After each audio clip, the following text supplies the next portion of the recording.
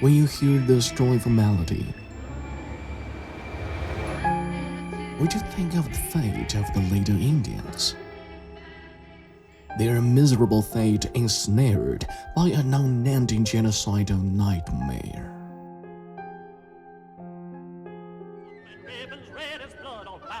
With the founding of the United States of America in 1776, violence against American Indians escalated into mass atrocities. Ever since, the U.S. government had launched over 1,500 attacks on Indians, slaughtering their people, plundering their land, and offering bounties for their scalps. The U.S. state of California offered $5 for the severed head or scalp of an Indian. In mid-19th century, when an average American could only earn 25 cents a day. Chivington's men actually taking the heads and scalps of women and children and parading them through the streets of Denver. The U.S. government applied forced sterilization to Indian women in the name of health. In the early 1970s, nearly half of Indian women of reproductive age were sterilized. As a result, many small tribes became extinct.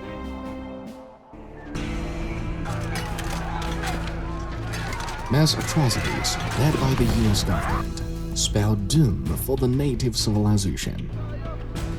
In 1492, there had been 5 million Native Americans. By 1900, only 237,000 were left.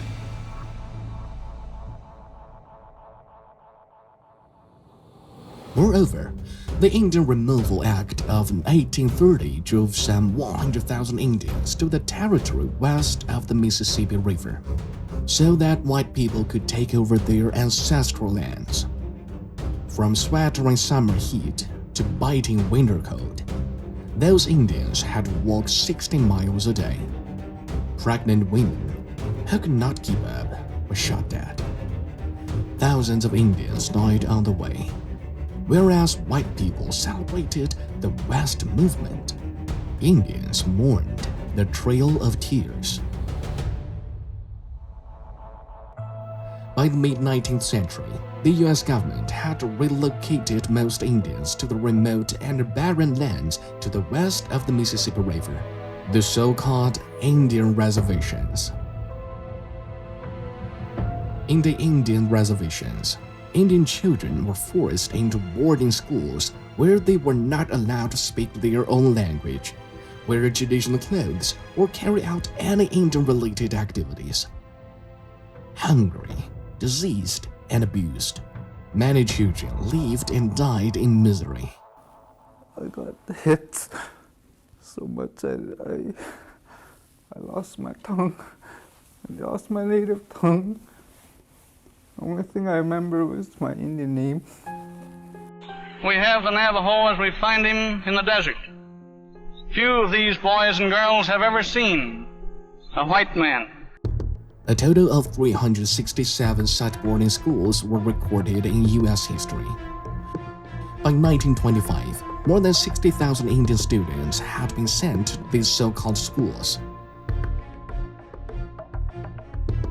The federal government also launched the Indian Adoption Project. Numerous Native American children were taken away from their parents and given to white families through forced adoption. They took us away from our mom.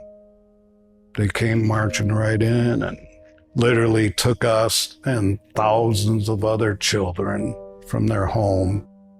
Locked in remote territories lacking water, resources, and infrastructure, these Indian reservations were not conditioned for economic growth and soon became some of the poorest parts of America.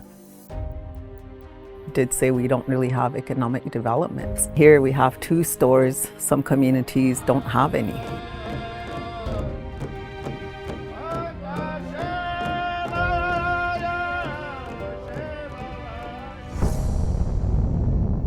Worse still, These reservations have become dumping grounds for toxic substances and nuclear wastes. The US government conducted 928 nuclear tests in the lands of the Shoshone tribe.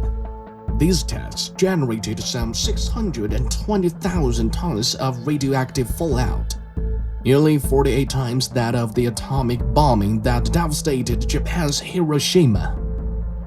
In the Navajo Nation, the largest Indian reservation in the United States, 1 in 4 women and some of their babies have in them radioactive substance in high concentrations.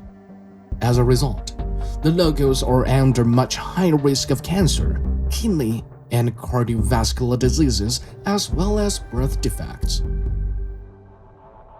We want clean water and clean air for our precious children and grandchildren so that they will have the same opportunity to once again play in the meadows and canyons of my childhood. Thank you. Massacres, forced relocation, and cultural suppression against American Indians by the United States constitute a de facto genocide. Foreign policy reported that U.S. crimes against Native Americans meet the definition of genocide in every sense under the international law. It's about time the United States gave up its double standard in human rights and came clean with the world about its crimes. And designed for the Indian to fail, to be expendable, to be eliminated.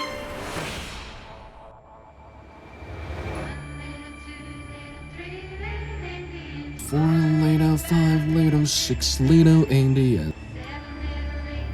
Yesterday, American Indians were hunted and massacred. Today, they are hurt and discriminated. The melody lingers on, and the nightmare has never ended.